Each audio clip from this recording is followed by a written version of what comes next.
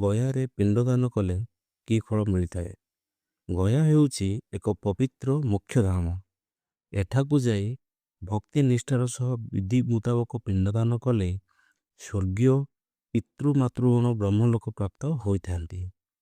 ମାଘ ମାସରେ ଚନ୍ଦ୍ରଗ୍ରହଣ ସୂର୍ଯ୍ୟପରାଗରେ ପିତୃପକ୍ଷରେ ଚୈତ୍ରରେ ଯିଏ ଗୟାଧାମ ଯାଇ ପିଣ୍ଡଦାନ କରେ ସେ ପୁଣ୍ୟ ଜନ୍ମ ହୋଇଥାଏ। ମଳ ମାସରେ ପବିତ୍ର ତିଥିରେ ବୃହସ୍ପତି ମାସରେ ସିଂହର ଆଦିଜାତ ବୃହସ୍ପତି କାଳରେ ଗୟାଧାମରେ ଶ୍ରାଦ୍ଧ କଲେ ତାର ଯଶ ଅକ୍ଷୟ ହୋଇଥାଏ। ଗୟା ଭଳି ଆଉ ପବିତ୍ର ତୀର୍ଥ ନାହିଁ। ଏହା ଶ୍ରେଷ୍ଠ ତୀର୍ଥଯାତ୍ରା। ଏଠାରେ ସକଳ ଦେବୀ ଦେବତାଙ୍କର ପ୍ରତ୍ୟକ୍ଷ ସ୍ଥିତି ବିରାଜମାନ ରହିଛି। ଏଠାରେ ଶ୍ରାଦ୍ଧ ଦେଲେ ପିତୃମାତ୍ର କୁଳମୋକ୍ଷ ପ୍ରାପ୍ତ ହୋଇଥାନ୍ତି। ଏଠାରେ ବ୍ରହ୍ମଚର୍ଯ୍ୟ ପାଳନ କଲେ ଅଶ୍ୱମେଧ ଯଜ୍ଞର ଫଳ ମିଳେ। ପିତୃମାତୃ କୁଳଙ୍କୁ ଜଳ ତର୍ପଣ କଲେ ଅକ୍ଷୟ ଲୋକ ପ୍ରାପ୍ତ ହୋଇଥାଏ।